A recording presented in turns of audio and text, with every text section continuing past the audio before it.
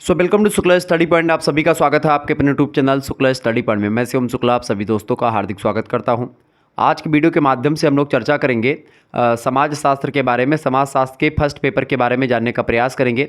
BA के 6 semester में अगर आप हैं और आपने समाज शास्त्र सब्जेक्ट लिया हुआ है, आप परेशान हैं कि हम कहाँ से पढ़ें, कैसे पढ़ें, बिल्कुल टेंशन लेने की ज़रूरत नहीं है। शुक्ला स्टडी पॉइंट आपके साथ लगातार बना हुआ है। समाजशास्त्र के पेपर 1 में, हालांकि बीए 6 सेमेस्टर में आपको समाजशास्त्र के 2 पेपर पढ़ने पड़ेंगे। पहला पेपर आपका होता है पॉइनियर्स ऑफ इंडियन सोशियोलॉजी, यानी कि आपको जो भारतीय समाजशास्त्र में जो एक प्रकार से अग्रणी विचारक रहे हैं या जो भारतीय समाजशास्त्र के पथ प्रदर्शक रहे हैं विद्वान, उन विद्वानों के बारे में पढ़ना है। इसके अलावा आपको एक प्रकार से जो सेकंड पेपर आपका होता है, सेकंड पेपर में आपको जेंडर एंड सोसाइटी के बारे में पढ़ना है। तो दोनों पेपर से बनने वाले बहुत ही महत्वपूर्ण प्रश्नों की जो महासंग्राम रिवीजन क्लास होगी वो आपको मिलेगी। और इससे पहले मैंने मॉडल पेपर्स वगैरह दिए हैं, लिखित के भी ऑब्जेक्टिव के भी, तो अगर आपने नहीं देखा तो देख लीजिएगा। बाकी जो है ये रिवीजन क्लास जो है आपकी, ये 2024 और 25 की परीक्षाओं के लिए बहुत ही महत्वपूर्ण है। आप इस वीडियो के माध्यम से देखेंगे लगभग सारे प्रश्न जो आज की वीडियो के माध्यम से मैं बताऊंगा आपकी परीक्षा में पूछे जाएंगे। ठीक है, इसमें अति लघुत्तरीय, लघुत्तरीय, दीर्घोत्तरीय और ऑब्जेक्टिव सभी प्रकार के प्रश्नों की तैयारी आपकी हो जाएगी। तो आप इस वीडियो को अंत तक जरूर देखिएगा। ठीक है, चलिए जानने का प्रयास करते हैं कौन कौन से प्रश्न आपकी परीक्षा में आने वाले हैं पेपर 1 से। देखिए, पहला क्वेश्चन आपकी स्क्रीन पर आ चुका, फटाफट से आप देखेंगे। प्रश्न आपकी स्क्रीन पर क्या है भैया? प्रश्न आ चुका है। प्रश्न पहला कि जाति का शाब्दिक अर्थ क्या है? जाति, जाति को अंग्रेजी में कास्ट कहते हैं। कास्ट शब्द जो है पुर्तगाली भाषा के कास्टा शब्द से बना हुआ। किससे बना हुआ है? कास्टा शब्द, यानी कि CASTA, इस शब्द से बना हुआ है, कास्टा से बना हुआ है कास्ट, और इसी कास्ट का हिंदी रूपांतरण है जाति। ठीक है, ये बात आप ध्यान रखेंगे। तो जाति शब्द की उत्पत्ति पुर्तगाली भाषा के कास्टा शब्द से हुई है, ये बात आपने देखा, जिसका अर्थ होता है नस्ल, प्रजाति एवं भेद। ठीक है, नस्ल, प्रजाति और भेद, इसका अर्थ होता है किसका? जाति का। ठीक है, प्रोफेसर वाडिया का मत है कि यह शब्द लैटिन भाषा का शब्द है, कास्टस से बना हुआ है। ठीक है, यानी कि ये शब्द, तो ये किसका मत है? ये केवल और केवल प्रोफेसर वाडिया कहते हैं। बाकी विद्वानों ने इसका समर्थन नहीं किया है, और बाकी विद्वानों ने कास्टा शब्द जो कि पुर्तगाली भाषा का, उससे उत्पत्ति मानी है। तो एक प्रकार से इन्होंने कहा कि जो है कास्टस के अधिक निकट है, जिसका अर्थ होता है विशुद्ध। ठीक है, ये एक प्रकार से इन्होंने बताया, किसने? प्रोफेसर वाडिया ने। तो ये जाति का अर्थ एक प्रकार से संबंधी जो चीज़ें थी मैंने आपको बताई। अगला क्वेश्चन है, दूसरा नंबर प्रश्न आपकी स्क्रीन पर आ चुका है, फटाफट से आप देखेंगे। दूसरा नंबर प्रश्न है, हर्बर्ट रिजले के द्वारा जाति की क्या परिभाषा दी गई है?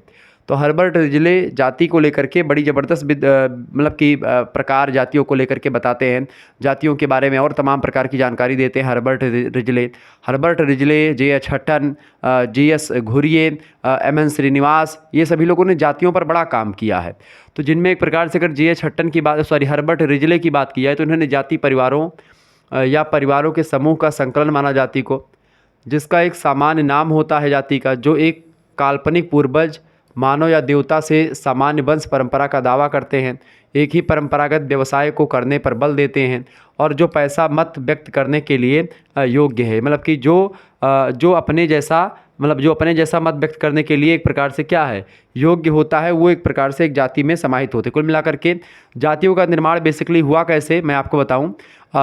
ऋग्वेद वगैरह में आप देखेंगे, ठीक है, तो एक श्लोक मिलता है, ब्राह्मणोऽस्य मुखामासीद बाहुराज्यान्यः कर्ता उरुतदस्य वैश्याः पादाभ्याम शूद्रो अजायता।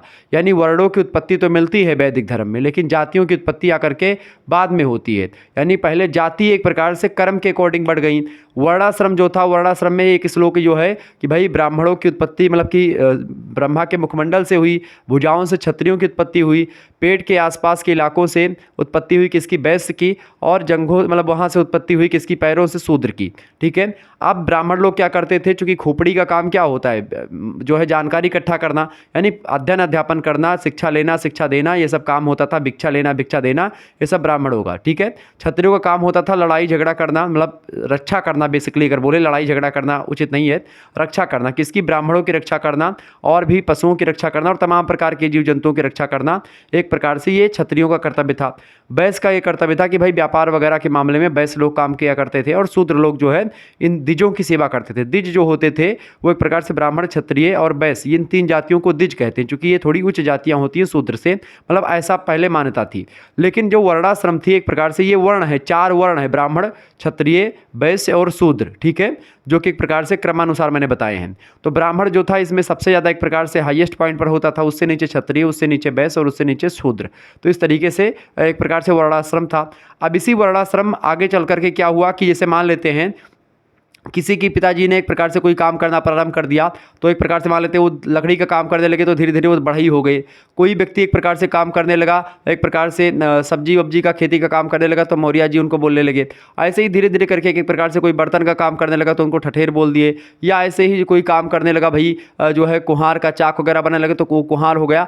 ऐसे ही आप देखते हैं जातियों का एक प्रकार से विभाजन होता है वर्णों के हिसाब से, मतलब वर्ण तो मिलते हैं लेकिन जाति विभाजन जो हुआ है ये एक प्रकार से अपनी खुद की उत्पत्ति है लोगों की, और बाद में फिर थोपते हैं कि नहीं भाई आपने इसको बनाया है, आपने उसको बनाया है। तो ऐसा नहीं है बिल्कुल, ठीक है। जाति की उत्पत्ति जो हुई है वो एक प्रकार से क्या हुई, धीरे धीरे करके समाज में परिवर्तन के परिणाम स्वरूप ये कर्मा के अनुसार, मतलब कर्म के अनुसार क्या हुआ कि धीरे धीरे लोग जो जो कर्म करने लगे तो उनके बच्चे भी वे कर्म करने लगे, उनके बच्चे भी, और एक जाति समुदाय के रूप में उनका रूप ग्रहण हो गया और एक ही जैसे व्यवसाय, एक ही जैसे काम, एक ही जैसे पहनावा ओढ़ावा वो करने लगे। तो इस तरीके से एक प्रकार से ये चीज़ें आपके समक्ष आई, ठीक है।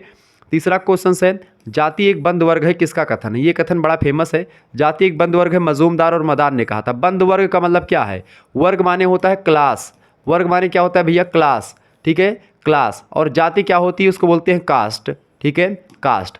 कास्ट सिस्टम की अगर बात की तो इंडिया में कास्ट सिस्टम है, और पाश्चात्य कंट्रीज़ में यानी यूरोप की कंट्रीज़ में या अन्य कंट्रीज़ में आप देखेंगे तो वर्ग मतलब कि क्लास सिस्टम है, यानी वर्ग सिस्टम। वहाँ पर दो एक प्रकार से विचारधाराओं को लेकर के एक एक वर्ग का निर्माण होता है। एक धनी वर्ग होता है और एक गरीब वर्ग होता है, उनके बीच में कन्फ्लिक्ट होता है, संघर्ष होता है।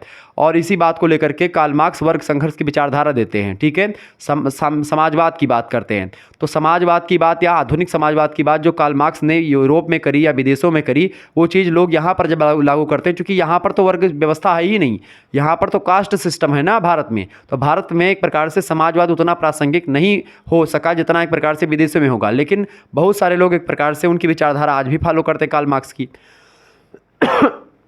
तो मजूमदार और मदान ने इसलिए कहा था कि जाति एक बंद वर्ग है। बंद वर्ग का मतलब ये होता है, और जो वर्ग होता है वो खुला वर्ग होता है, लेकिन जाति बंद वर्ग होता है। बंद वर्ग इसलिए होता है क्योंकि इसमें एक प्रकार से जो नियम कायदे होते हैं वे फिक्स होते हैं कि भाई आपको ये करना है, ठीक है। आप अगर बढ़ई के यहाँ पैदा हुए तो आपको दरवाज़ा पल्ला ही लगाना है, आप कुम्हार के यहाँ पैदा हुए तो आपको चाक वगैरह बनाना है। ये पहले के समाज में होता था। आज तो हर एक जाति का लोग हर एक काम कर सकता है। ब्राह्मण अगर आप पैदा हुए हैं तो आपको अध्ययन अध्यापन ही करना, आपको पंडिताई करनी है, सुबह सुबह आपको नहाना है 6 बजे से पहले, और उसके बाद में पूजा करनी भगवान की, शालिग्राम भगवान का भोग लगाना है। ये सारे नियम पहले से फिक्स होते थे।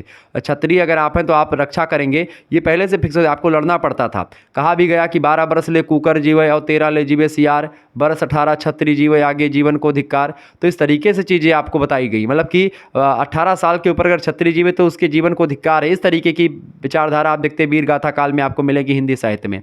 तो कहीं ना कहीं पे आप देखेंगे कि जो वर्ण व्यवस्था है एक प्रकार से ये कर्म के अकॉर्डिंग बटी थी, और धीरे धीरे करके एक प्रकार से इसने जन्म का विकृत रूप धारण कर लिया, और आज जो हमारे समक्ष जाति व्यवस्था है ये एक प्रकार से उसी का परिणाम है, ठीक है। धीरे धीरे करके लोग अपने अपने हिसाब से अपने अपने काम करते गए।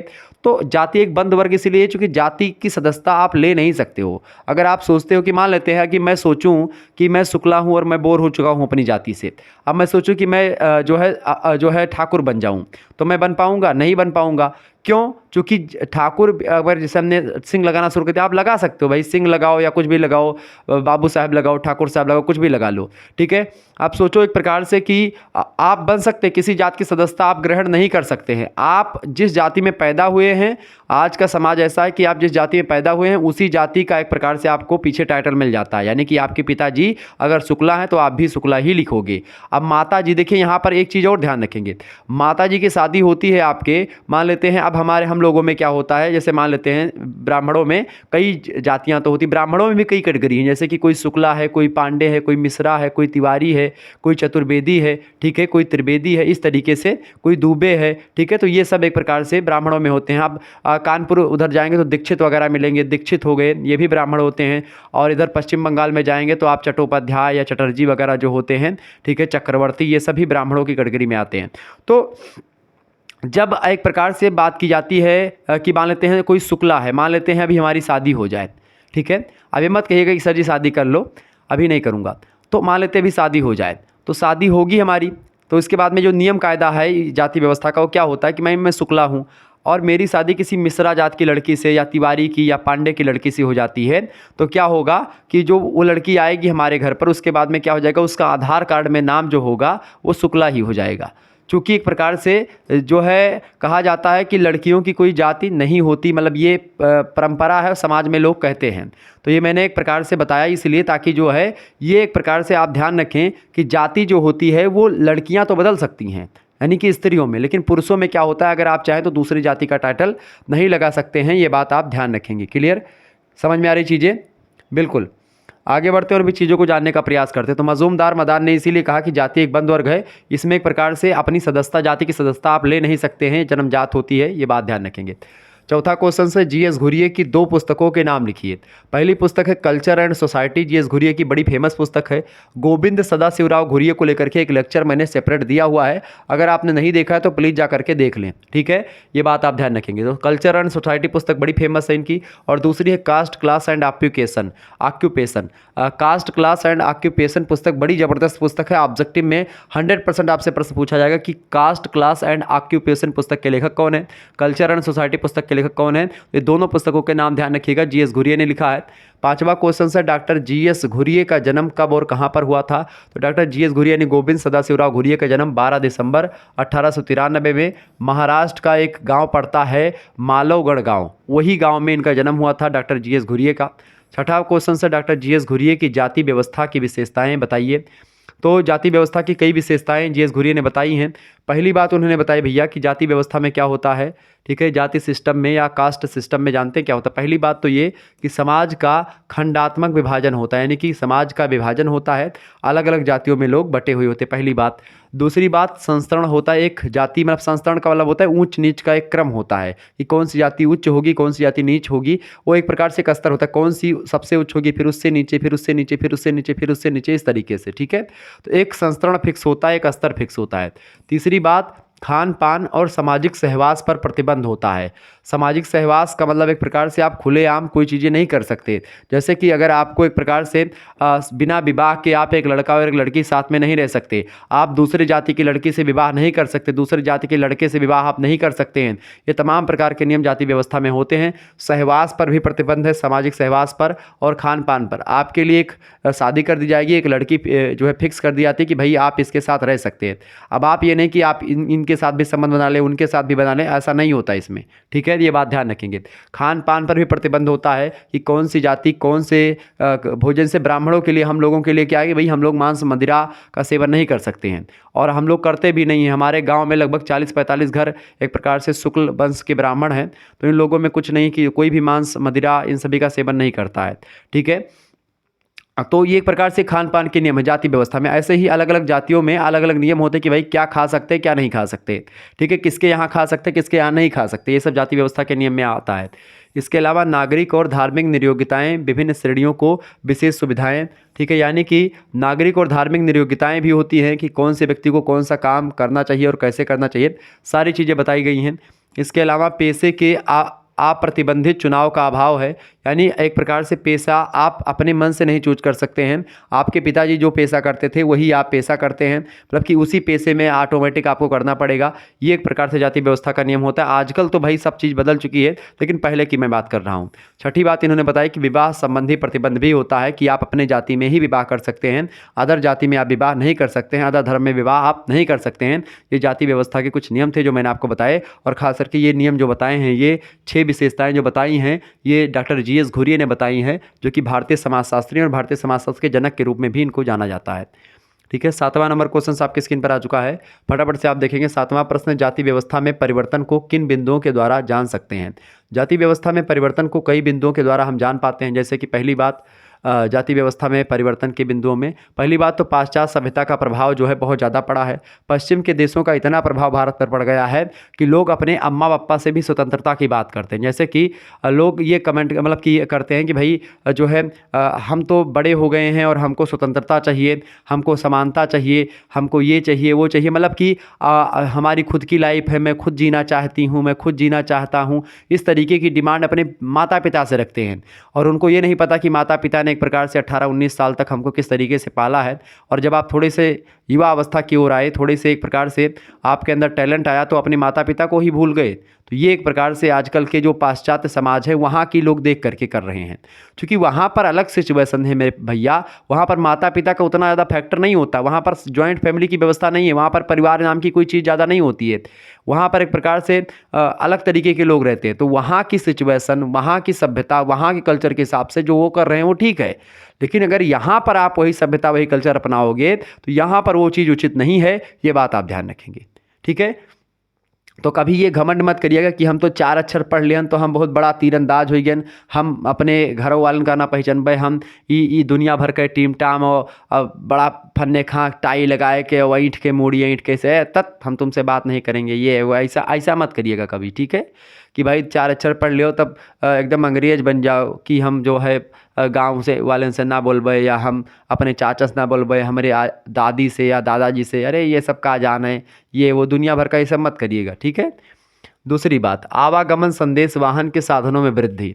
आवागमन के संदेश वाहनों में वृद्धि हुई, इसके कारण से क्या हुआ है, एक स्थान का व्यक्ति अलग अलग स्थानों पर गया, इस कारणों से क्या हुआ, अलग अलग संस्कृतियों को, अलग अलग चीज़ों को, अलग अलग धर्मों से, अलग अलग संस्कृतियों, अलग अलग जातियों से लोगों ने सीखा और जाना, ठीक है। इस कारण से भी एक प्रकार से जाति व्यवस्था में बहुत कुछ परिवर्तन हुआ।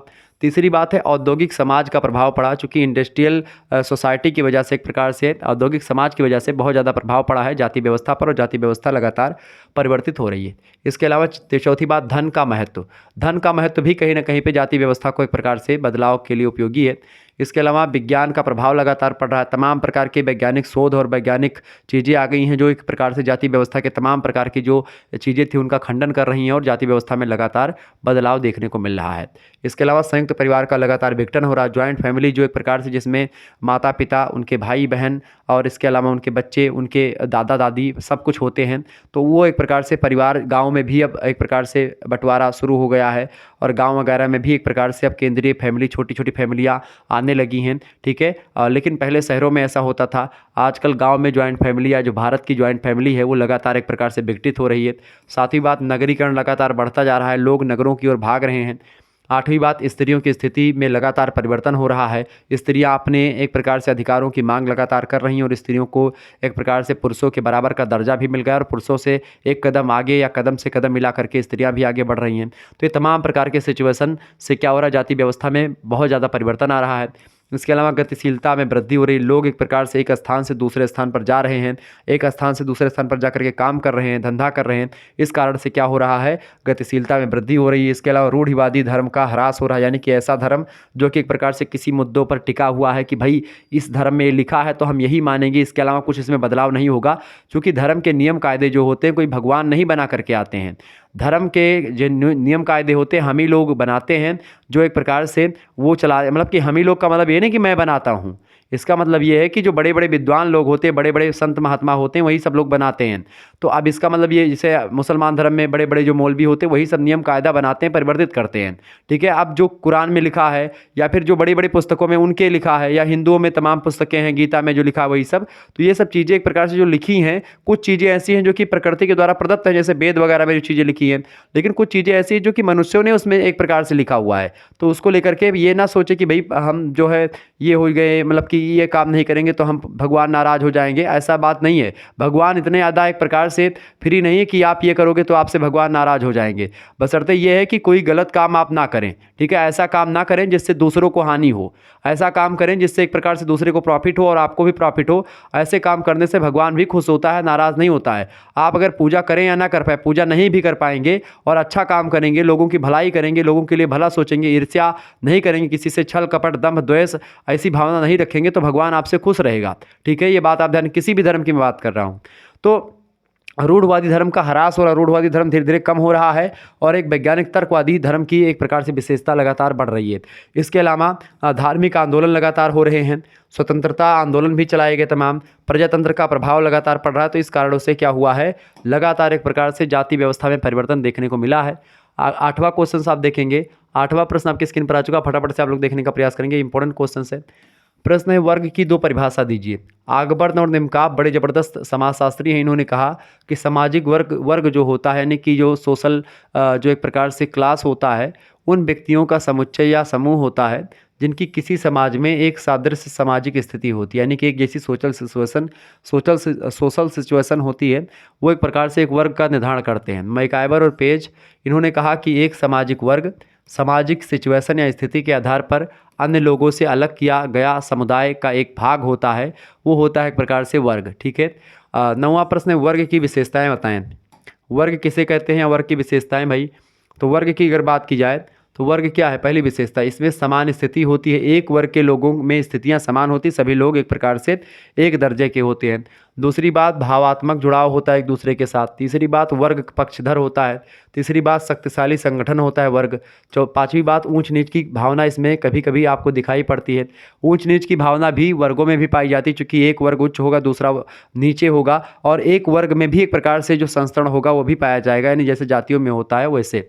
इसके अलावा धन का महत्व भी यहाँ पर है। इसके अलावा वर्ग चेतना भी पाई जाती है वर्गों में। वर्गों में खुलापन होता है, कोई भी व्यक्ति किसी भी वर्ग का सदस्य हो सकता है और कभी भी वर्ग की सदस्यता छोड़ भी सकता है। इसके अलावा वर्ग में भिन्नता होती है, अलग अलग वर्ग अलग अलग विचारधारा अलग अलग संस्कृति को लेकर के आगे बढ़ते हैं। संकुचित सामाजिक परिधि होती है ये। वर्ग की पहचान होती है। जन्म का महत्व नहीं होता है इसमें कोई, इसमें कर्म का महत्व होता है। वर्ग में अवसरों की प्राप्ति होती है, सभी को अवसर मिलता है।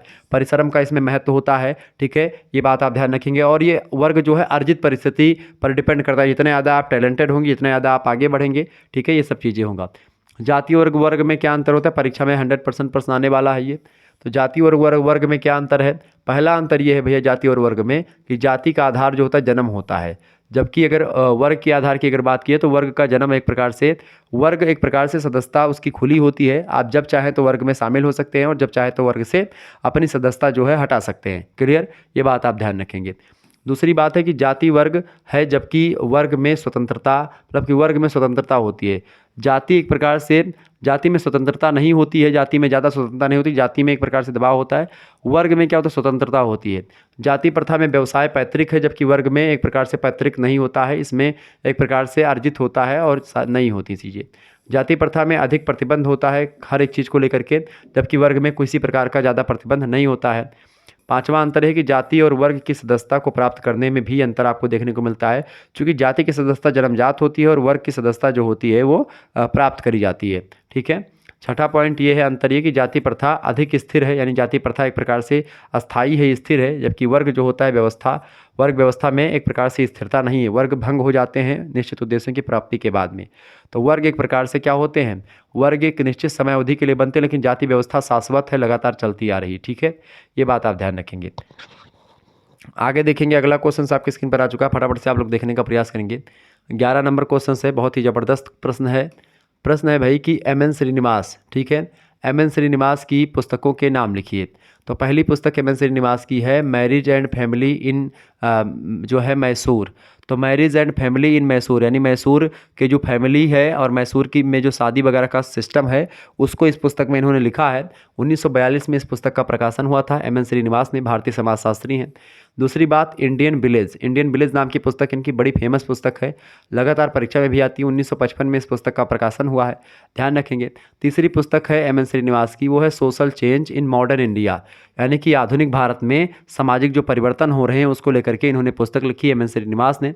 1966 में इस पुस्तक का प्रकाशन हुआ है। ये पुस्तक भी परीक्षा की दृष्टि से बहुत ही ज़्यादा इंपॉर्टेंट है, तो इस पुस्तक का नाम आप ध्यान रखेंगे। ये तीनों पुस्तकें ध्यान रखिएगा, social change in modern India, Indian village, marriage and family in Mysore, ये तीनों पुस्तकें इनकी बड़ी फेमस है एम एन श्रीनिवास की, तो इन तीनों को आप याद कर लीजिएगा। 12 नंबर क्वेश्चन है, एम एन श्रीनिवास का अध्ययन कार्य किस गाँव में था। तो श्रीनिवास ने यानी एम एन श्रीनिवास ने अपना अधिकांश कार्य दक्षिण भारत के गाँवों में किया है।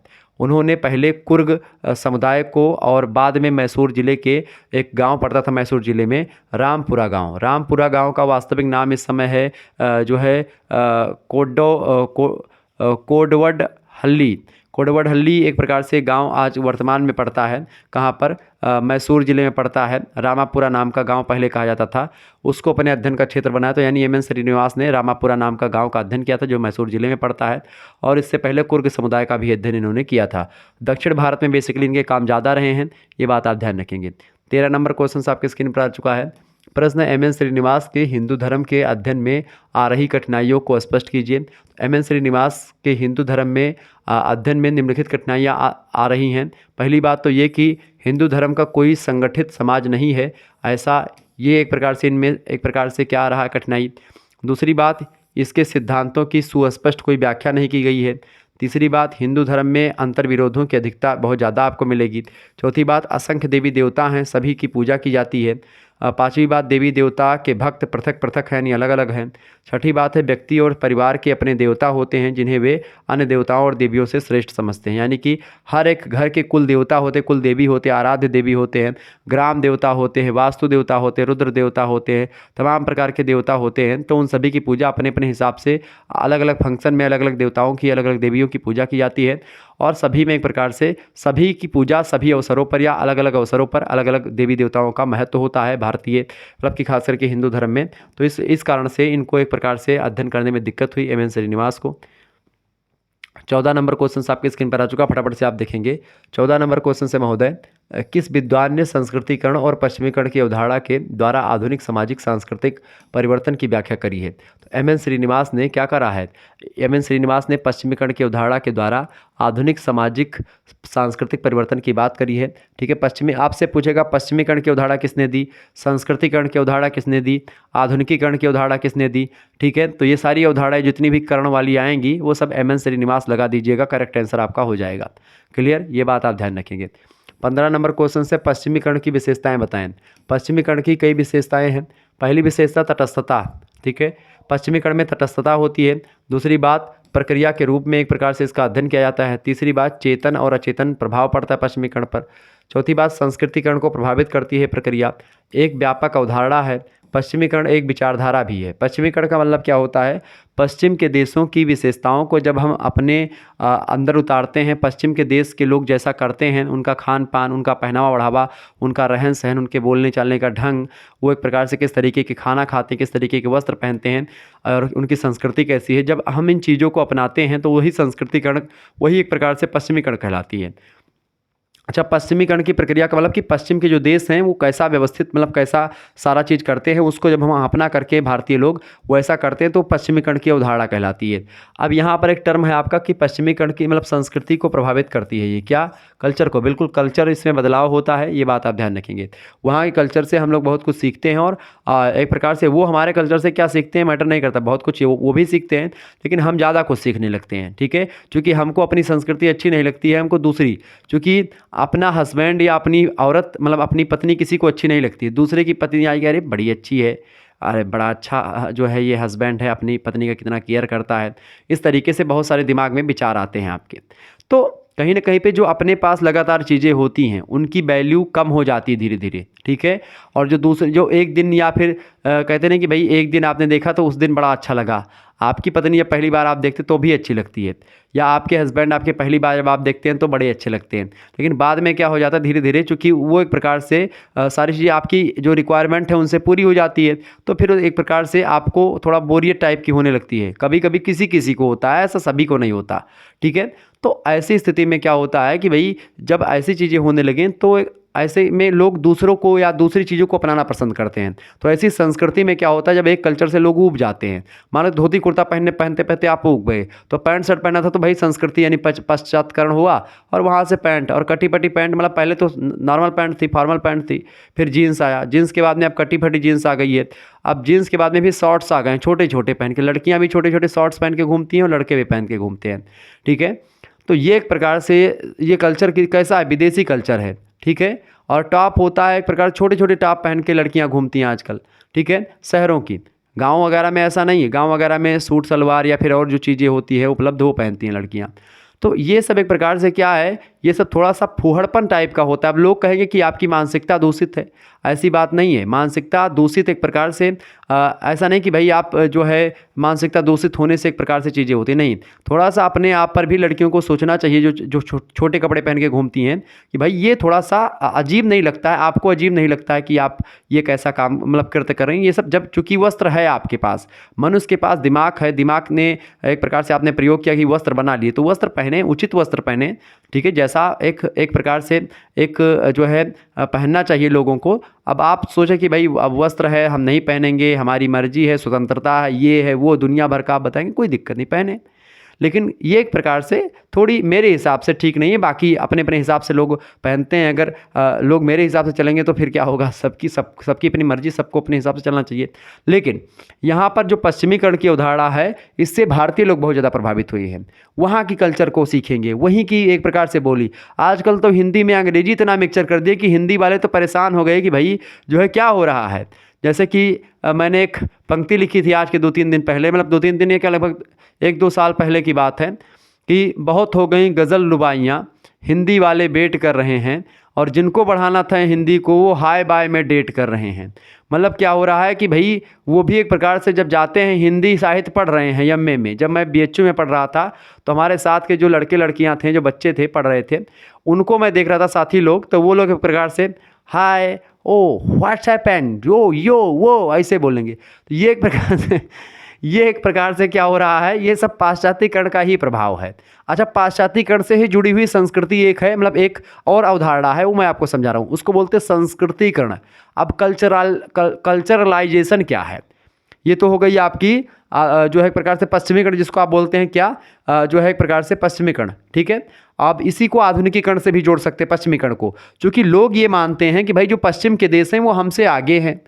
अब पश्चिम के देश हमसे आगे हैं कि हम उससे आगे हैं।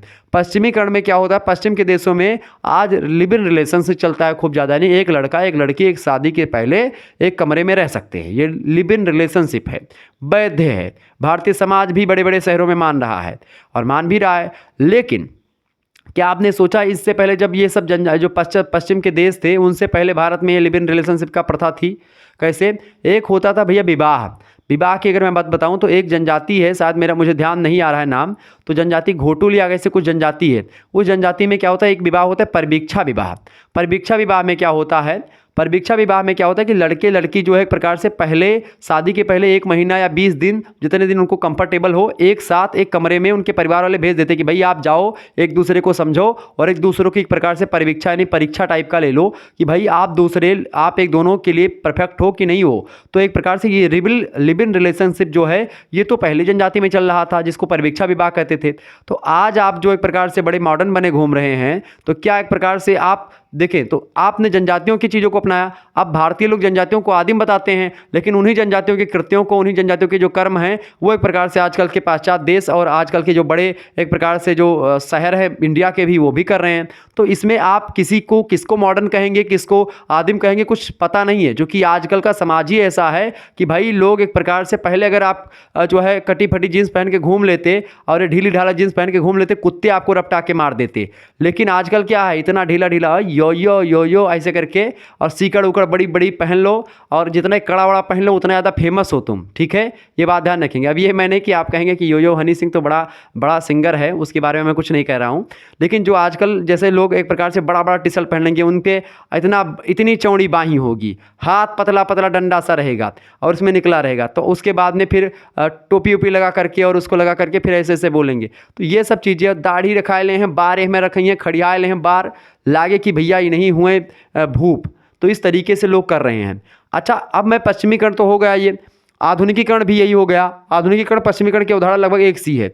अब तीसरी चीज़ यहीं पर आपको मैं समझा दे रहा हूँ कि संस्कृतिकरण क्या होता है, कल्चरलाइजेशन बेसिकली ये भारत से जुड़ी हुई एक अवधारणा है, जिसको एम एन श्रीनिवास ने दी है। अब ये अवधारणा है क्या, संस्कृतिकरण की अवधारणा को अभी मैंने रखा है, मैं समझाऊंगा, लेकिन फिर भी आप समझ लीजिएगा। संस्कृतिकरण की अवधारणा का मतलब होता है जब बड़ी जाति यानी उच्च जाति कोई है, मान लेते ब्राह्मण है, ब्राह्मण क्या काम कर रहा है, कैसे वस्त्र पहनना है, क्या क्या चीज़ें कर रहा है, यानी ब्राह्मणों के खान पान, रहन सहन, पहनावा ओढ़ावा को जब कोई निम्न जाति का लोग अपनाता है तो उसको संस्कृतिकरण कहते हैं। एम एन श्रीनिवास ऐसा बताते हैं। तो ये है संस्कृतिकरण। ठीक है, ये बात आप ध्यान रखें। आगे बढ़ते हैं और भी चीज़ों को जानने का प्रयास करते हैं। 16वां क्वेश्चन आपके स्क्रीन पर आ चुका है, परंपरा का शाब्दिक अर्थ स्पष्ट कीजिए। तो परंपरा को अंग्रेजी में ट्रेडिशन कहते हैं, जो लैटिन शब्द ट्रेडेस से बना हुआ है, जिसका अर्थ होता है हस्तांतरित करना, यानी कि एक पीढ़ी से दूसरी पीढ़ी में हस्तांतरित करना। स्पष्ट है कि ऐतिहासिक रूप से सांस्कृतिक विशेषताएं एक पीढ़ी से दूसरी पीढ़ी को हस्तांतरित होकर के कायम रहती हैं और उन्हें परंपरा यानी ट्रेडिशन कहा जाता है। यानी परंपराएं एक पीढ़ी से दूसरी पीढ़ी में हस्तांतरित होती हैं, यानी संस्कृतियां भी, यानी कल्चर और ट्रेडिशन, ये दोनों एक पीढ़ी से दूसरी पीढ़ी में हस्तांतरित होती है। जो परंपरा आपके पिताजी एक प्रकार से करते थे, वही आप भी करेंगे और आप अपने बच्चे को सिखाएंगे, आपका बच्चा आप उसके बच्चे को सिखाएगा, ये तरीके। 17 नंबर क्वेश्चन से परंपरा बेसिकली होती क्या है। परंपरा क्या है महोदय, परंपरा की अगर बात की तो परंपरा की दो परिभाषा दीजिए। फेयरचाइल्ड, HP फेयरचाइल्ड कहते हैं कि परंपरा मुख्य रूप से विचार करने और महसूस करने का तरीका है जो एक पीढ़ी से दूसरी पीढ़ी को हस्तांतरित होती है। ठीक है। गिन्सबर्ग कहते हैं कि परंपरा का अर्थ होता है उन सभी विचारों से, उन सभी आदतों से, उन सभी प्रथाओं से, उन सभी के योग से है जो एक समूह की विशेषता होती हैं तथा दूसरी पीढ़ी को हस्तांतरित होती रहती हैं लगातार, और ये क्रम चलता रहता है। 18 नंबर क्वेश्चन से परंपरा से क्या तात्पर्य है? परंपरा का तात्पर्य होता है व्यवहार के अनेक ऐसे तरीके, ऐसे नियम, ऐसी आदतें, ऐसे मूल्य या ऐसी जीवन शैली से होता है जिन्हें संस्कृति का अंग मान लिया जाता है। जिस तरीके से संस्कृतियाँ जो होती हैं एक पीढ़ी से दूसरी पीढ़ी में हस्तांतरित होती हैं, ठीक इसी प्रकार से परंपराएं जो होती हैं, ट्रेडिशन जो होते हैं, वो भी एक पीढ़ी से दूसरी पीढ़ी को हस्तांतरित किए जाते हैं और इसमें सबसे महत्वपूर्ण भूमिका शिक्षा की होती है। परंपरा अनेक पीढ़ियों के संचित अनुभवों का एक प्रकार से अनुभवों से बनती है। ठीक है।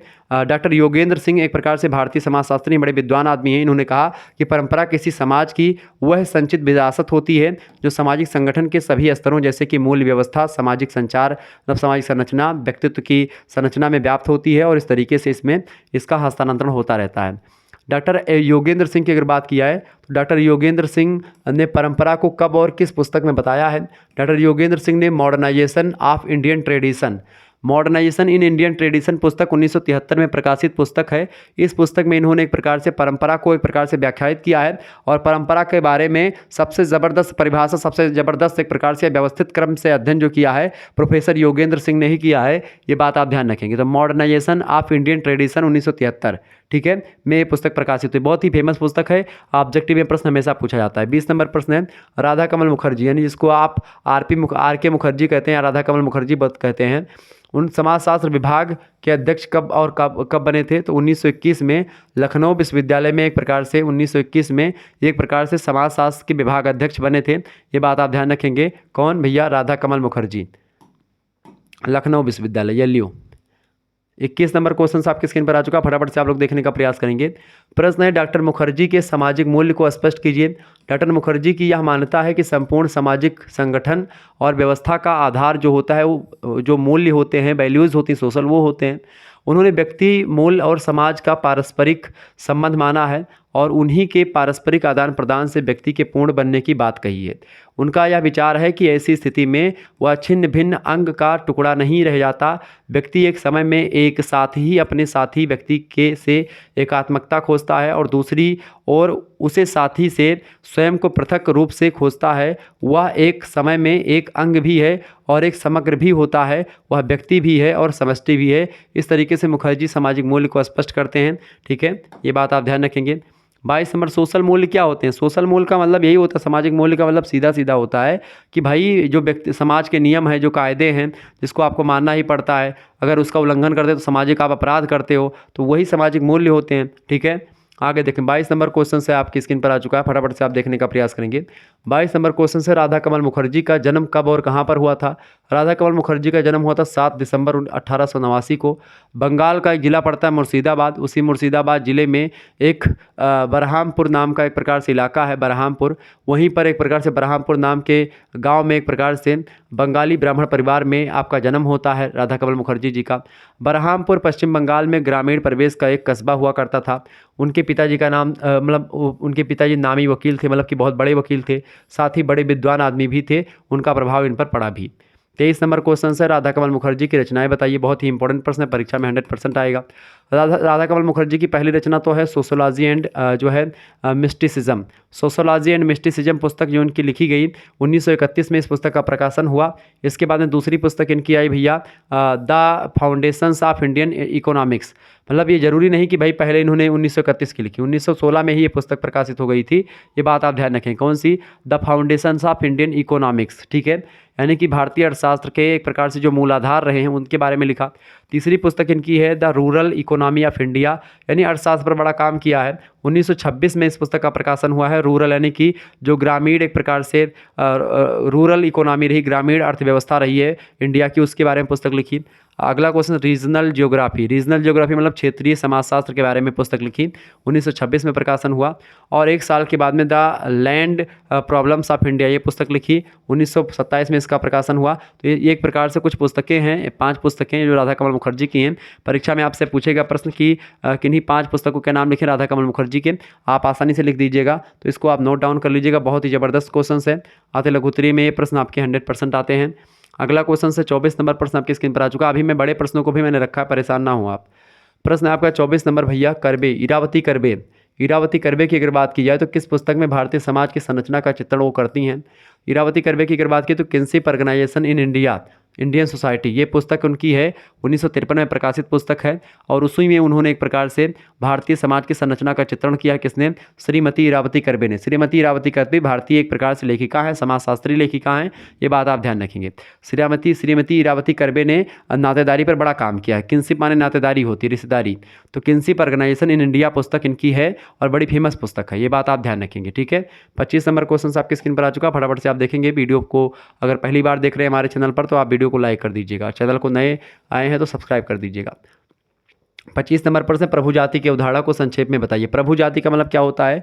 प्रभु जाति मतलब होता है जो प्रभुता संपन्न जाति, यानी कि ऐसी जाति जिनके पास पावर ज़्यादा है, यानी कि ब्राह्मण, क्षत्रिय, वैश्य, ये सब प्रभु जातियाँ हैं। ठीक है, और शूद्र जो है वो प्रभु जाति में नहीं आती है। तो जब इन्हीं प्रभु जाति की जो क्रियाकलाप होते हैं, प्रभु जाति की अवधारणा, प्रभु जाति की जो खान पान, रहन सहन, पहनावा ओढ़ावा या जो कृत्य होते हैं, जब आप उन्हीं को अपनाते हैं तो क्या होता है? तो जब आप उन्हीं को अपनाते हैं भैया तो वही एक प्रकार से आपका क्या होता है? संस्कृतिकरण की अवधारणा होती है, ये बात आप ध्यान रखेंगे। ठीक है, एम.एन. श्रीनिवास ने प्रभु जाति की अवधारणा दी है, ये बात भी ध्यान रखेंगे। जाति व्यवस्था से संबंधित संरचनात्मक परिवर्तन का एक नया दृष्टिकोण प्रभु जाति की अवधारणा है। प्रभु जाति की अवधारणा राजनीतिक व्यवस्था, शक्ति और न्याय प्रणाली, गाँव के प्रभुत्व को समझने में भी योगदान देती है। और भी कई शायद प्रभु की जाति के लिए प्रयुक्त होते हैं। इनमें प्रभावी जाति, प्रबल जाति, खास करके मतलब इसको प्रबल जाति, प्रभावी जाति, प्रभुता संपन्न जाति जो है, ऐसे तमाम प्रकार के शब्दों से आप जो है उद्धृत कर सकते हैं, उसको कह सकते हैं। वे सभी ग्रामीण समुदाय के भीतर एक जाति समूह का प्रतिनिधित्व करते हैं। इसके अलावा जिसने गांव में पारस्परिक संबंधों और ग्रामीणों की एकता को काफ़ी हद तक प्रभावित किया है, तो प्रभु जाति की अवधारणा के द्वारा ही नियम कायदे बनाए जाते हैं। ठीक है, तो ये सारी चीज़ें, तो एक प्रकार से ये होती प्रभु जाति, यानी जो उच्च जातियां हैं, बड़ी जातियां हैं, प्रभुता संपन्न जाति, इनके पास ज़्यादा पावर है। अब ऐसा नहीं केवल ब्राह्मणों के पास ज़्यादा पावर है या केवल क्षत्रियों के पास, अलग अलग समाजों में अलग अलग जातियाँ होती हैं और अलग अलग समाजों में अलग अलग जातियों के पास एक प्रकार से वो एक प्रकार से प्रभुता संपन्न जातियाँ होती हैं। ठीक है, ये बात आप ध्यान रखेंगे। 26 नंबर क्वेश्चन आपकी स्क्रीन पर आ चुका है, लेकिन 26 नंबर क्वेश्चन आपकी स्क्रीन पर आ चुका है। एस.सी. दुबे का परिचय दीजिए। श्यामा चरण दुबे 1922 में इनका जन्म, 1996 में मृत्यु हो जाती है। भारत के सुप्रसिद्ध मानव शास्त्री और समाजशास्त्री ये हैं। संरचनात्मक प्रकारात्मक उपागम के आधार पर गांव के अध्ययन ने उन्हें काफ़ी प्रचलित करा, प्रतिष्ठा दी। यद्यपि वे भारतीय गांव को अर्ध स्वायत्त इकाई मानते थे, पर ये गांव काफ़ी अस्थाई, मतलब कि जो है ये गांव जो थे अस्थाई, समयहीन और परिवर्तनहीन नहीं हैं। उनका मानना यह था कि विश्वास करना कठिन है कि एक गांव सारे ग्रामीण भारत के परिवेश को स्पष्ट कर सकता है, यानी कि हर एक गांव की अपनी विशेषता होती है। उन्होंने समीर पेट का अध्ययन किया, गांव की सामाजिक, सांस्कृतिक और सांस्कारिक संरचना तथा परिवार स्तर का स्थित जीवन का अध्ययन किया, लेकिन केवल उनके एक गांव के अध्ययन करने से संपूर्ण भारतीय गांव का एक प्रकार से विश्लेषण आप नहीं कर पाएंगे, ये बात ध्यान रखेंगे। अगला क्वेश्चन आपकी स्क्रीन पर आ चुका, 27 नंबर प्रश्न है भाई। 27 नंबर क्वेश्चन आ चुका, फटाफट से आप देखेंगे। प्रश्न है एस.सी. दुबे का जन्म कब और कहाँ पर हुआ था? तो एस.सी. दुबे का जन्म जो हुआ था मध्य प्रदेश के नरसिंहपुर में 25 जुलाई 1922 को जन्म हुआ था। 74 वर्ष की आयु में 4 फरवरी 1996 को आपका निधन हो जाता है, यानी एस.सी. दुबे जी का। ठीक है, 28 नंबर क्वेश्चन से एस.सी. दुबे की रचनाएं बताएं। देखिए, एस.सी. दुबे की रचनाओं की बात की है तो इनकी पहली रचना है the Qamar Indian village. The कामार इंडियन विलेज जो है 1955 में इनकी पुस्तक प्रकाशित होती है, बड़ी फेमस पुस्तक है। इसके अलावा दूसरी पुस्तक है इंडियाज चेंजिंग विलेज, ये बड़ी फेमस पुस्तक है। इंडियाज चेंजिंग विलेज, ये 1958 में प्रकाशित पुस्तक है। इसके अलावा ट्राइबल हेरिटेज ऑफ इंडिया नामक की पुस्तक लिखी इन्होंने 1977 में। इसके बाद में मॉडर्नाइजेशन एंड डेवलपमेंट पुस्तक लिखी 1988 में, ये पुस्तक भी एस.सी. दुबे की है। और इंडियन सोसाइटी पुस्तक जो लिखी है इन्होंने 1990 में लिखी है। ये बड़ी ज़बरदस्त पुस्तक है, तो ये इसको ध्यान रखेंगे। इंडियन सोसाइटी पुस्तक के लेखक कौन है? तो भैया एस सी दुबे हैं। मॉडर्नाइजेशन एंड डेवलपमेंट पुस्तक 1988 में प्रकाशित हुई, एस सी दुबे ने लिखा है। ट्राइबल हेरिटेज ऑफ इंडिया 1977 में पुस्तक प्रकाशित हुई है, एस सी दुबे ने लिखा है। इंडिया चेंजिंग विलेज 1958 में प्रकाशित पुस्तक है, इसको भी एस सी दुबे ने लिखा है। ठीक है, ये सब ध्यान। द कमार इंडियन विलेज, ये भी पुस्तक इन्होंने लिखी है, एस सी दुबे ने। ये बात आप ध्यान रखें। तो ये एक प्रकार से 5 पुस्तकें हैं, आपसे परीक्षा में प्रश्न पूछा जाएगा, ये आसानी से आप प्रश्न उत्तर मतलब इसका लिख देंगे, ये बात आप ध्यान रखेंगे। तो यही सब प्रश्न आपकी परीक्षा में आने वाले हैं। डॉक्टर राम मनोहर लोहिया अवध विश्वविद्यालय या फिर अन्य विश्वविद्यालय, इनकी परीक्षा अभी नहीं हुई है ऑब्जेक्टिव या लिखित किसी भी प्रकार की, तो उन सभी के लिए लेक्चर बहुत ही महत्वपूर्ण है, ये बात आप ध्यान रखेंगे। चले 29 नंबर क्वेश्चन आ चुका है भैया। 29 नंबर प्रश्न आप देखेंगे सभी लोग। एक बात और यहीं पर मैं बता दूं आपको कि को करिकुलर मास्टर चैनल को अगर अभी तक आप लोगों ने सब्सक्राइब नहीं किया है तो प्लीज़ को करिकुलर मास्टर यूट्यूब चैनल को सब्सक्राइब कर लीजिएगा, क्योंकि इस चैनल पर आपके जो है सारे डाउट जो होते क्लियर करे जाते हैं। इसके अलावा आप बीए के बाद में क्या कर सकते हैं, कौन से कोर्स कर सकते हैं और कैसे कर सकते हैं, आप बीएड कर सकते हैं, एमए कर सकते हैं, कैसे करेंगे, सारी जानकारी आपको यहाँ पर मिलती रहती है। तो इन्फॉर्मेटिव वीडियो, टेक्निकल जो जानकारी है, एक प्रकार से बोले तो जो एक प्रकार से आपके करियर से संबंधित जो जानकारी होती है वो आपको यहाँ पर दी जाती है। और आपके जो communication skill and personality development की एक प्रकार से वीडियो है वो भी आपको एक प्रकार से यहाँ पर मिल जाएगी, यानी को करिकुलर जो कोर्सेस होते हैं उनकी वीडियोस आपको यहाँ पर दिखाई पड़ेंगी। ठीक है, देखिए प्रश्न है आपका 29 नंबर, किसान संघर्ष की चर्चा AR देसाई ने किस पुस्तक में करी है? तो किसान संघर्ष की चर्चा जो है अपनी 2 पुस्तकों में, खास करके पीजेंट स्ट्रगल इन इंडिया 1979 की पुस्तक है ये, इसमें प्रकाशित हुई 1979 में पीजेंट स्ट्रगल इन इंडिया। ठीक है, इसको लिखा किसने है? AR देसाई ने लिखा है। ठीक है, ये बात आप ध्यान रखेंगे। अक्षय रमन देसाई बोलते हैं इनका पूरा, अक्षय रमन देसाई। ठीक है, रमनलाल देसाई। और दूसरी पुस्तक है इनका agrarian struggle in India after independence, यानी स्वतंत्रता के बाद एक प्रकार से agrarian struggle in India after independence. ये पुस्तक 1986 के 1986 की। तो इस पुस्तक और पीजेंट स्ट्रगल इन इंडिया, इन 2 पुस्तकों में AR देसाई ने क्या किया है? स्वतंत्रता से पहले और स्वतंत्रता के बाद के किसान संघर्षों पर अभूतपूर्व सामग्री प्रस्तुत करी है। पहले और आज के समय में हुए किसान संघर्षों के बीच के अंतरों को भी इन्होंने विस्तार से समझाया है और बड़ी ज़बरदस्त अवधारणा इन्होंने प्रस्तुत करी है। ठीक है, 30वां क्वेश्चन आप देखेंगे। 30 नंबर प्रश्न आपके स्क्रीन पर आ चुका है। प्रश्न क्या है भैया? प्रश्न आपके स्क्रीन पर आ चुका है, अंबेडकर की रचनाएं लिखें। डॉक्टर भीमराव अंबेडकर की रचनाओं के नाम। पहली रचना इनकी है the untouchables, who are they, ये पुस्तक इनकी लिखी है। अनटचेबल्स का मतलब होता है छुआछूत को लेकर के पुस्तक है। ठीक है, ये भीमराव अंबेडकर जी ने लिखा है इस पुस्तक को। इसके अलावा दूसरे भी मतलब की दूसरी पुस्तक है हु आर द शूद्राज, यानी शूद्र कौन है, इस पुस्तक पर इन्होंने ये पुस्तक लिखी है अम्बेडकर ने। ये भी पुस्तक बड़ी फेमस है। इसके अलावा स्टेट्स एंड माइनॉरिटीज़ पुस्तक इन्होंने लिखी, यानी राज्य और अल्पसंख्यक पर इन्होंने पुस्तक लिखी। इसके अलावा mister Gandhi and emancipation of the untouchables, ये पुस्तक भी इनकी है। इसके अलावा जो है इनकी एक पुस्तक है एनिहिलेशन ऑफ कास्ट। ठीक है, एनिहिलाइजेशन का मतलब इनहिलाइजेशन ऑफ कास्ट, ये पुस्तक भी इन्हीं की है अम्बेडकर की। तो ये 5 पुस्तकें हैं, ध्यान रखिएगा, परीक्षा में हो सकता है आपके प्रश्न पूछ लिया जाए। ठीक है, आगे बढ़ते हैं और एक आठ दीर्घ उत्तरीय प्रश्नों को समझ लेते हैं। 2 दीर्घ उत्तरीय प्रश्न मैंने रखे हैं, उनको जानते हैं कि भाई उनमें कैसे कैसे प्रश्न आपके दीर्घ उत्तरीय प्रश्न जो होते हैं वो कैसे आते हैं, कौन कौन से। देखिए पहला प्रश्न आपकी स्क्रीन पर आ चुका है दीर्घ उत्तरीय में। आंद्रे बिताई का जन्म मतलब जीवन परिचय बताते हुए उनकी कृतियों का उल्लेख कीजिए। आंद्रे बिताई बढ़िया विद्वान हैं और फेमस समाजशास्त्री हैं, तो इनसे प्रश्न आपकी परीक्षा में पूछा गया है विभिन्न विश्वविद्यालयों में। आपकी परीक्षा में भी ये प्रश्न आ सकता है, ये बात आप ध्यान रखेंगे। आंद्रे बिताई की अगर बात की जाए तो आंद्रे बिताई का जीवन परिचय समझते पहले। देखिए आंद्रे बिताई वर्तमान में दिल्ली विश्वविद्यालय की अगर बात करें, दिल्ली विश्वविद्यालय में समाजशास्त्र के प्रोफेसर के पद पर काम कर रहे हैं। इन्हें समाजशास्त्र का जो है प्रकांड विचारक समझा जाता है। उनका जन्म हुआ था पश्चिम बंगाल में 1934 ईस्वी में। ठीक है, 1934 में आपका जन्म पश्चिम बंगाल में हुआ था। वैसे उनकी प्रशस्ति, मान सम्मान, उनकी पुस्तक जो है और उनकी पुस्तक है कास्ट, क्लास एंड पावर। ये आंद्रे बिताई की पुस्तक है, बड़ी फेमस है और आपको कई बार मैंने इस पुस्तक के लेखक के बारे में बताया होगा। ऑब्जेक्टिव टाइप की जब मैं परीक्षाओं की तैयारी करवा रहा था तो उसमें बताया था।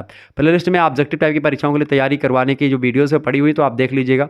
देखिए कास्ट, क्लास एंड पावर पुस्तक जो है इन्हीं की है ये एक प्रकार से। और इनकी पुस्तक कास्ट, क्लास एंड पावर, ये पुस्तक एक प्रकार से 1971 में एक प्रकार से आरफोर्ड से प्रकाशित हुई। ठीक है, इसके कारण पर उन्होंने कई निबंध भी लिखे हैं, अनुसंधान पत्र भी छपे हैं जो विभिन्न पुस्तकों में उपलब्ध हैं। यह संपूर्ण विषय वस्तु उन्हें विचारक के स्तर पर पहुंचा देती है।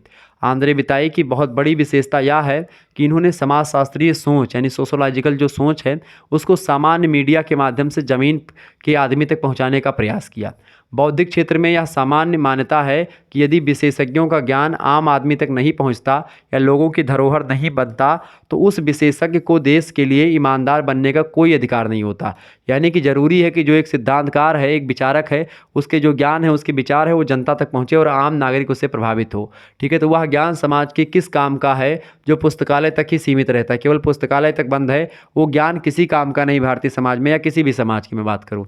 समाज विज्ञान का अर्थ तो इसी में है कि उसका विज्ञान समस्याओं के समाधान में भागीदारी करे। आंद्रे बिताई ने यह सब किया है और इसलिए वे ज़मीन से जुड़े हुए विचारक माने गए हैं। आंद्रे बिताई आंद्रे बिताई की एक और विशेषता यह भी है कि उन्होंने समाजशास्त्रीय विधि और विषय को तराशा है और इसे एक नई दिशा प्रदान करी है समाजशास्त्र को आंद्रे बिताई जी ने। आंद्रे बिताई एक ऐसे विचारक हैं जिन्होंने समाजशास्त्र और सामाजिक मानवशास्त्र को स्पष्ट रूप से परिभाषित करते हुए इसके अंतर को सटीक यानी सही भाषा में लिखा भी है। वे सामाजिक मानवशास्त्र को तुलनात्मक समाजशास्त्र भी कहते हैं, यानी जो एक प्रकार से कंपैरेटिव सोशियोलॉजी है वही एक प्रकार सामाजिक मानवशास्त्र है। संसार के सभी समाजों में समानता और विभिन्नता यानी कि डिफरेंसेस और एक प्रकार समानता को हम तुलना के द्वारा ही ज्ञात कर सकते हैं। उनका आग्रह है कि समाज का कोई भी अध्ययन हो तुलना इसका बिंदु होता है, यानी कि तुलना आप जरूर करें। तुलनात्मक अध्ययन पर उन्होंने ज़्यादा फोकस किया और इसके अलावा बिना तुलना के किया गया अध्ययन जो होता है बेमतलब होता है। आंद्रे बिताई अपने अध्ययनों में तुलनात्मक विधि को अपनाते हैं और तुलनात्मक विधि पर ज़्यादा फोकस करते हैं, तुलनात्मक विधि को एक प्रकार से आगे बढ़ाने की बात करते हैं और उनका यह रुझान उन्हें सामाजिक मानवशास्त्री भी बना देता है। यानी एक तरफ वो समाजशास्त्री हैं और दूसरी तरफ सामाजिक मानवशास्त्री भी एक प्रकार से उसी कैटेगरी में भी ये आ जाते हैं। तो बड़े ज़बरदस्त विद्वान हैं। आंद्रे बिताई की अगर बात की जाए तो आंद्रे बिताई की एक और विशेषता यह है कि वे अधिकांश विचारकों की तरह वे भी परंपराओं यानी ट्रेडिशंस के अध्ययन पर जोर देते हैं। लेकिन आंद्रे बिताई ब्राह्मणवादी नहीं हैं। आंद्रे बिताई ब्राह्मणवादी विचारकों से एक प्रकार से एग्री ज़्यादा नहीं करते हैं। परंपराओं का अध्ययन उनकी विषय वस्तु रही है। आंद्रे बिताई सामाजिक मानवशास्त्र को मार्क्सवाद के साथ जोड़ना नहीं भूलते। आंद्रे बिताई बहुत ही विद्वान समाजशास्त्री हैं। देश और विदेश में उन्होंने कई व्याख्यान दिए हैं, कई लेक्चर्स दिए हैं। इन्होंने तंजौर में यानी तमिलनाडु में पड़ता तंजौर उसके एक गांव का अध्ययन किया तथा अनुभविक विधि से फील्ड वर्क करके अवधारणाओं को एक प्रकार से रखी, अवधारणाएं बनाई। इसके अतिरिक्त सभी व्याख्यान एक प्रकार से इन्होंने दिए और एक प्रकार से क्रिटिकल सिचुएशन या क्रिटिकल या तुलनात्मक या एक प्रकार से कंपैरेटिव अध्ययन करने पर एक प्रकार से फोकस किया आंद्रे बिताई जी ने। ये बात आप ध्यान रखेंगे। आंद्रे बिताई की कई रचनाएं हैं जो कि बड़ी फेमस हैं, आपको जाननी चाहिए। ठीक है, आंद्रे बिताई की प्रमुख कृतियों की अगर बात की जाए, देखें आंद्रे बिताई की प्रमुख कृतियाँ। आंद्रे बिताई की कई पुस्तकें हैं, इनमें अधिकांश वे पुस्तकें शामिल हैं जिनमें उनके निबंधों का संकलन किया गया, यानी कि इनके निबंधों का संकलन उनकी पुस्तकों में शामिल किया गया। वे पुस्तकें इनकी बड़ी फेमस हुई हैं। ठीक है, समाजशास्त्र में उन्हें स्तरीकरण और तुलनात्मक विधि का प्रणेता समझाता है, यानी कि जो स्तरीकरण की बात करते हैं, ऊंच नीच की बात करते हैं, एक स्तर बात करते हैं, समाज में एक स्तरीकरण होता है। सामाजिक स्तरीकरण का मतलब होता है कि किस समाज में किस वर्ग का या किस जाति का या किस व्यक्ति का स्थान ऊंचा होगा, किसका नीचा होगा। एक पद सोपान या स्तरीकरण की बात सबसे पहले इन्होंने ही करी। किसने भाई? सबसे पहले की बात नहीं, लेकिन एक व्यवस्थित तरीके से स्तरीकरण और तुलनात्मक विधि का प्रणेता इनको भारतीय समाजशास्त्र में जाना जाता है। स्तरीकरण में उन्होंने जाति व्यवस्था को नए अर्थों में रखा है। समाजशास्त्र और सामाजिक मानवशास्त्र में जाति व्यवस्था पर बहुत कुछ लिखा इन्होंने। आंद्रे बिताई जातियों का विश्लेषण नवीन पद्धति से करना चाहते हैं और करते भी हैं और कहते हैं कि आज जातियों का राजनीतिकरण हो गया है, यानी कि जातियां एक प्रकार से पॉलिटिकल पार्टीज़ के अंडर में आ चुकी हैं और राजनीति का एक प्रकार से मतलब कि राजनीतिकरण हो चुका किसका? जातियों का, कास्ट का। उनमें प्रतिस्पर्धा आ गई है लगातार। भौतिक सुविधाएं और विकास के लाभ को लेने के लिए जातियां जो होती हैं एकजुट हो गई हैं और एकजुट होकर के एक प्रकार से दहाड़ रही हैं, एकजुट होकर के एक प्रकार से दूसरी जाति का विरोध भी कर रही हैं। इस तरीके की सामने आई चीज़ें। आंद्रे बिताई ने जातियों को प्रतिष्ठा और शक्ति के संदर्भ में रखा है। कहते हैं कि भाई जातियाँ जो होती प्रतिष्ठा और शक्ति के परिचायक हैं। वे आंद्रे बिताई यह देखना चाहते थे कि चाहते हैं कि भारतीय समाज दूसरे समाजों की तुलना में कितना समान है और कितना अलग है। ये इन्होंने तुलनात्मक यानी विभिन्न समाजों का अध्ययन किया, विभिन्न देशों के समाजों का अध्ययन किया ऐसे बोले तो और उसके बाद में इन्होंने भारतीय समाज का अध्ययन किया और दोनों की तुलना करी और उसके बाद में बताया कि भाई कौन सा समाज बेटर है। ठीक है, तो आंद्रे बिताई सूक्ष्म अध्ययन के समर्थक माने जाते हैं, डीपली अध्ययन करते हैं। इसी को उन्होंने समाजशास्त्र की विधि के रूप में स्थापित किया और इनका यह रूप इनकी कृतियों में आपको देखने को मिल सकता है। तो ये एक प्रकार से हैं आंद्रे बिताई, जिन्होंने कई सारी पुस्तकें लिखी और बहुत सारा काम किया है। देखिए इनकी पुस्तकों की अगर बात की जाए तो पहली पुस्तक इनकी है caste, class and power. Caste, class and power और इसकी आगे व्याख्या changing patterns of stratification in a Tanjore village. Tanjore village का इन्होंने अध्ययन किया और स्ट्राटिफिकेशन पर यानी कि स्तरीकरण, स्ट्राटिफिकेशन का मतलब होता है स्तरीकरण, स्तरीकरण पर फोकस किया। ठीक है, चेंजिंग पैटर्न यानी जिस तरीके से पैटर्न चेंज हो रहा है समाज का, उस पैटर्न चेंज होने के साथ साथ जो स्तरीकरण है समाज में, उसका एक प्रकार से अध्ययन किया। किसके संदर्भ में? तंजौर विलेज का अध्ययन करने के, तंजौर जो कि तमिलनाडु का एक प्रकार से इलाका है, उसका अध्ययन किया और उसके बाद में ये एक प्रकार से पुस्तक लिखी। बड़ी फेमस पुस्तक हुई है ये। ठीक है, caste, class and power, changing patterns of stratification in Tanjore village, university of California जो है प्रेस बर्कले से ये प्रकाशित हुई एक प्रकार से पुस्तक है 1971 में। ध्यान रखेंगे इस चीज़ को। दूसरी पुस्तक इनकी है भैया, वो है स्टडीज़ इन अग्रेरियन सोशल स्ट्रक्चर। स्टडीज़ इन अग्रेरियन सोशल स्ट्रक्चर पुस्तक 1971 में ये भी पुस्तक प्रकाशित हुई इनकी। ध्यान रखेंगे, फेमस पुस्तक है। तीसरी पुस्तक इनकी है इन इक्वलिटी अमंग मैन, यानी कि इन इक्वलिटी अमंग मैन। ये पुस्तक इनकी 1977 में प्रकाशित हुई। ये बात भी आप ध्यान रखेंगे। चौथी पुस्तक है आंद्रे बिताई की आइडियोलॉजिकल एंड इंटेलेक्चुअल्स, यानी कि आइडियोलॉजीज़ एंड इंटेलेक्चुअल्स। 1981 में इस पुस्तक का प्रकाशन हुआ। तमाम प्रकार की विचारधाराएं थीं, जो इनके मंतव्य थे, उनका उस पुस्तक में एक प्रकार से वर्णन किया गया है। Equality and in equality thought and practice, ये एक प्रकार से इनका संपादन किया इन्होंने। ये जो है इक्वलिटी एंड इन इक्वलिटी, ठीक है, थॉट एंड प्रैक्टिस, ये पुस्तक 1983 में प्रकाशित हुई। और इनकी अगली पुस्तक, छठवीं पुस्तक है society and politics in India. Society and politics in India, ये पुस्तक बड़ी फेमस है इनकी। और इसी पुस्तक में इन्होंने जाति के राजनीतिकरण की बात करी। ठीक है, society and politics in India पुस्तक में। Society and politics in India पुस्तक का प्रकाशन जो हुआ है 1991 में हुआ है। तो ये पुस्तकें बड़ी फेमस हैं आपकी, यानी आंद्रे बिताई की, जो कि बड़ी फेमस हैं और आपकी परीक्षा में पूछी जाती रहती हैं। ठीक है, ये बात आप ध्यान रखेंगे। आगे बढ़ते हैं और भी चीज़ों को जानने का प्रयास करते हैं। एक बार फटाफट से आप लोग वीडियो को लाइक कर दीजिएगा, चैनल पर अगर नए आए हैं तो सब्सक्राइब जरूर कर दीजिएगा। ठीक है, चले अगला प्रश्न आपकी स्क्रीन पर आ चुका है। प्रश्न आपका दूसरा है दीर्घ उत्तरीय का। ऐसे प्रश्न पूछेगा क्या कि डॉक्टर एम.एन. श्रीनिवास की संस्कृतिकरण की अवधारणा पर प्रकाश डालिए। एम.एन. श्रीनिवास की अगर बात की जाए तो श्रीनिवास ने संस्कृतिकरण की अवधारणा दी है। अब बेसिकली संस्कृतिकरण की अवधारणा में उन्होंने क्या बातें कही हैं उसको समझ लेते हैं। संस्कृतिकरण क्या है, यानी कल्चरलाइजेशन। ठीक है, देखिए भाई, संस्कृतिकरण की अगर बात की तो संस्कृतिकरण विभिन्न जातियों की, मुख्य रूप से निम्न जातियाँ जो होती हैं उनसे संबंधित हैं। ठीक है, निम्न जातियाँ परंपरागत जातीय स्थिरता को उच्च अर्थात ऊंची करने की एक प्रक्रिया होती है ये। ठीक है, यानी कि विभिन्न जातियों की परंपरागत जातीय स्थिति को उच्च यानी कि ऊंची करने की एक प्रक्रिया होती है संस्कृतिकरण। दूसरे शब्दों में कहें कि यह कह सकते हैं कि संस्कृतिकरण सामाजिक गतिशीलता की एक प्रक्रिया है। यदि कोई निम्न जाति जो है अथवा अन्य समूह किसी उच्च जाति के कर्मकांड, रहन सहन, जीवन पद्धति, ठीक है, लाइफ स्टाइल, इन सभी का अनुकरण करता है। अनुकरण का मतलब क्या होता है? अपनाता है, नकल करता है, अपनाता है, तो वो एक प्रकार से संस्कृतिकरण की प्रक्रिया कहलाती है। अपनी परंपरागत स्थिति को ऊंचा करने का प्रयत्न करता है कोई निम्न जाति, तो संस्कृतिकरण की प्रक्रिया वही कहलाती है। एम.एन. श्रीनिवास ने संस्कृतिकरण की परिभाषा कुछ इन शब्दों में दी है। देखने का प्रयास करते हैं क्या कहा संस्कृतिकरण को लेकर के एम.एन. श्रीनिवास ने।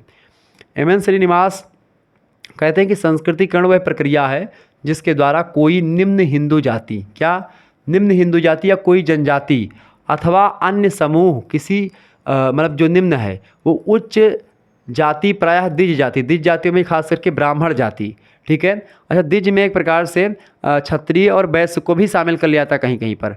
तो द्विज जाति जो होती, ब्राह्मण जाति, उनकी दिशा में अपने रीति रिवाज को, अपने कर्मकांड को, अपनी विचारधारा और अपनी जीवन पद्धति को ब्राह्मणों जैसा करने का प्रयास करता है निम्न जाति के लोग। तो ऐसा करने पर वह जाति परंपरा से स्थानीय समाज के द्वारा संस्तरण यानी स्तरों में जो स्थान उसे मिला हुआ है उससे ऊंचे स्थान का दावा करती है।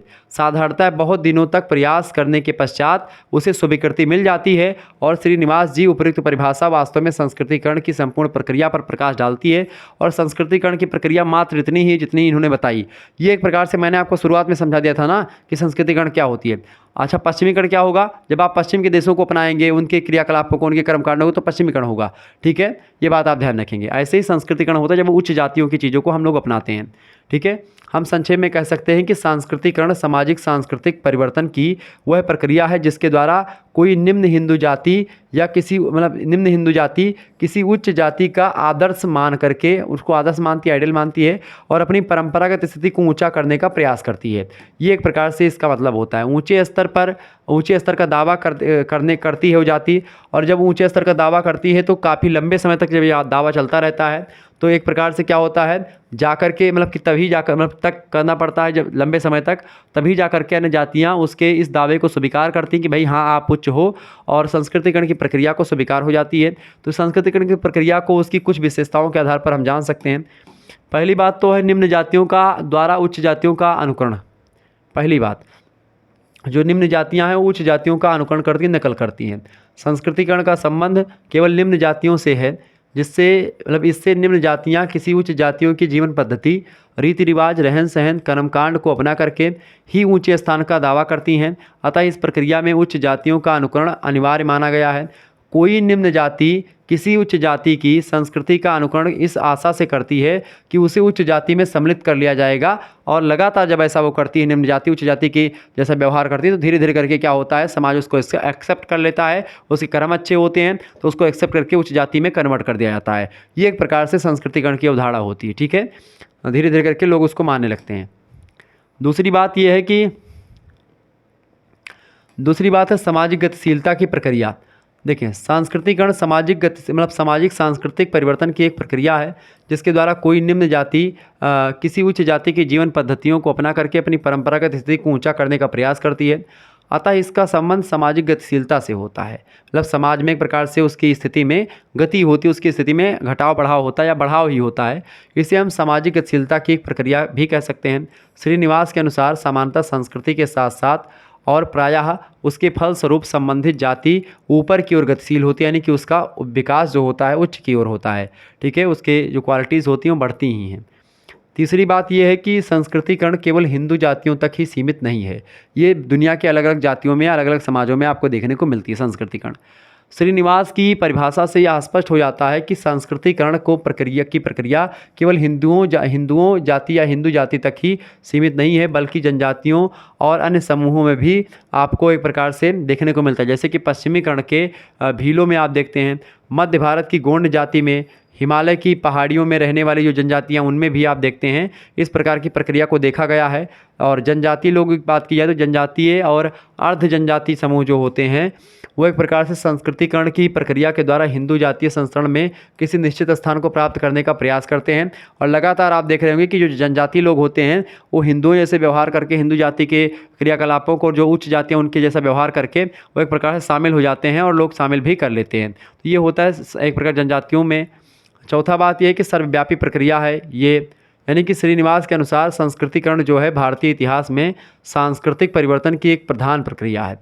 वह भारत के हर क्षेत्र में देखने को मिलती है, और यह अवश्य होता है कि कुछ युगों में यह अधिक प्रबल होती है और कुछ युगों में थोड़ा सा दिखते हैं कम होती है, और भारत के कुछ भागों में अन्य भागों की अपेक्षा अधिक संस्कृतिकरण हुआ है। अतः इनमें कोई संदेह नहीं कि संस्कृतिकरण की प्रक्रिया एक सर्वव्यापी प्रक्रिया है, कि हर जगह होती है ज़रूर, भारत ही नहीं बल्कि दुनिया के अलग अलग देशों में संस्कृतिकरण की प्रक्रिया देखने को मिलती है। हर एक व्यक्ति जो होता है अपने से उच्च बनने के लिए किसी उच्च व्यक्ति को ही देखते हैं। जैसे कि आप किसी अमीर व्यक्ति को देख करके अमीर बनना चाहते हैं, किसी गरीब व्यक्ति को देख करके आप गरीब थोड़ी ना बनना चाहते हैं। आप हमेशा अपने से उच्च की कंपटीशन करते हैं, निम्न की कंपटीशन नहीं करते हैं। तो ये भी एक प्रकार से जब उच्च जातियों को कंपटीशन करके और उसके जैसा बनने का प्रयास करते हैं ताकि उनके ऐसा जो स्तर है हमको समाज में मिल सके, और इसके बाद धीरे धीरे करके क्या होता है, समाज आपके जो है क्रियाकलापों को देखने के बाद में ये डिसाइड कर लेता है कि भाई हाँ आप उच्च हो और आपको ऊंचा दर्जा दे दिया जाता है। ठीक है, ये बात आप ध्यान रखेंगे। आगे देखेंगे, अगला क्वेश्चन आपकी स्क्रीन पर आ चुका है। 5वां नंबर क्वेश्चन आपकी स्क्रीन पर आ चुका है। भैया फटाफट से आप देखने का प्रयास करेंगे। 5वां नंबर क्वेश्चन है। 5वां नंबर प्रश्न, संस्कृतिकरण से केवल पद में परिवर्तन होते हैं, संरचनात्मक नहीं। बिल्कुल, संस्कृतिकरण की यह विशेषता है कि इसके द्वारा केवल निम्न जातियों की स्थिति में पदमूलक परिवर्तन ही होते हैं, अर्थात उनका पद पहले से कुछ ऊंचा हो जाता है। संपूर्ण स्त्रीकरण की व्यवस्था पर इसका कोई प्रभाव नहीं पड़ता, अर्थात इसकी संरचना में कोई परिवर्तन नहीं होता है। श्रीनिवास के शब्दों में अगर कहें तो उन्होंने कहा कि संस्कृतिकरण से संबंधित गतिशीलता के परिणाम स्वरूप व्यवस्था में केवल पदमूलक परिवर्तन ही होते हैं, अर्थात उनके पदों में परिवर्तन हो जाता है लेकिन उनके स्वरूप में कोई परिवर्तन या अंतर नहीं आता है। हम संक्षेप में कह सकते हैं कि एक जाति अपने आसपास की जातियों से ऊपर उठ जाती है और दूसरी नीचे मतलब कि दूसरे जाति जो होती नीचे आ जाती हैं। अतः यह सब मूलतः एक चरण में घटित होता है, स्वयं व्यवस्था में कोई परिवर्तन नहीं होता है, ये धीरे धीरे करके एक प्रक्रिया के रूप में होता रहता है। ठीक है। इसके अलावा छठा पॉइंट ये है कि संस्कृतिकरण के विभिन्न आदर्श प्रतिमान होते हैं। कई आदर्श प्रतिमान होते हैं जिन्हीं आदर्श प्रतिमानों को पर आगे बढ़ करके एक प्रकार से ये प्रक्रिया होती है। संस्कृतिकरण के विभिन्न अर्थात अलग अलग या अनेक आदर्श प्रतिमान या नियम होते हैं।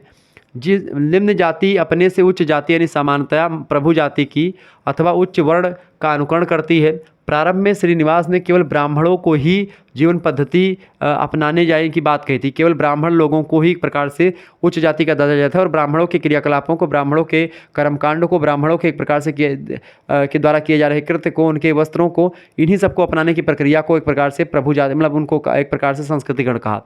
लेकिन एक प्रकार से बाद में क्या हुआ बात कही, अर्थात केवल एक ही आदर्श प्रतिमान पर बल दिया था। लेकिन बाद में क्या हुआ, उन्होंने पोकाक तथा सिंगर के विचारों को ध्यान में रखते हुए इस तथ्य को स्वीकार कर लिया कि संस्कृतिकरण के अनेक आदर्श प्रतिमान हो सकते हैं, केवल एक ही आदर्श प्रतिमान नहीं हो सकता। ठीक है। संस्कृतिकरण के अर्थ की अगर बात की जाए, संस्कृतिकरण के अर्थ, परिभाषा और विशेषताओं से संस्कृतिकरण की संपूर्ण प्रक्रिया स्पष्ट हो जाती है। इसमें निम्न जाति अपने उन रीति रिवाजों और प्रथाओं को छोड़ देती है जिनके कारण से उन्हें निम्न स्तर मिला हुआ है। जैसे कि उनका जो व्यवसाय होता है उसको छोड़ देते हैं, वो जो ऐसा वस्त्र पहले पहनते थे वैसा वस्त्र नहीं पहनते हैं। खान पान की जो प्रथा थी उनमें वो सब त्याग देते हैं। जैसे अगर ब्राह्मण बनना है किसी को तो भाई ब्राह्मणों जैसा व्यवहार करेगा, चंदन लगाएगा। पंडित हमारे यहाँ पर आपको बताऊँ, हमारे गांव से जो है उत्तर दिशा में मतलब दक्षिण दिशा में क्या बोलते उत्तर दिशा में एक लगभग आप जाएंगे 2-3-4 किलोमीटर 4 किलोमीटर दूर जाएंगे तो एक नट जाति, नट एक होते नहीं जो जनजाति टाइप के होते नट, तो नट एक प्रकार से जो भैंसा वैसा रखते हैं, जंगलों में रहते हैं, प्रायः जनजाति टाइप के ही होते हैं, जिसको गोंड या भील ऐसे टाइप के होते हैं। ठीक है। तो एक प्रकार से लोग थारू या टाइप के ऐसे कुछ होते हैं, नट चमरमंगता होते नहीं गांव वगैरह में, तो नट है हमारे इधर एक।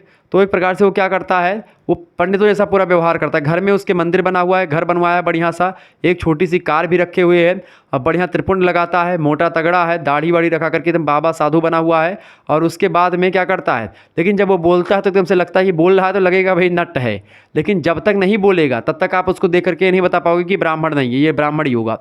तो वो ब्राह्मणों जैसा व्यवहार कर रहा है लगातार। अब लगातार एक प्रकार से पत्रा उत्तरा, जब हमारे पिताजी और हम पंडिताई करते थे उधर से जाते तब मिलता, पंडित जी आओ इधर आओ, थोड़ा हवन करवाना था हमको नवरात्रि में, तो हवन हम लोग कराते थे। तो वहीं से तुरंत पूछ लेता था कि भाई जो है पंडित जी बताओ कि आज एकादशिया कहिया परे, पूर्णमासी कहिया परे, आज कौन तिथि नीक है, कौन दिन ना कहूँ जाग चाहिए, तमाम प्रकार के प्रश्न पूछे। ठीक है। तो हम लोग बताए दिए, पिताजी हमारे बताए दिए। तो अब वो एक प्रकार से क्या हो गया है, वो एक प्रकार से अब क्या करता है, बड़े बड़े दूर दूर शहरों में जाता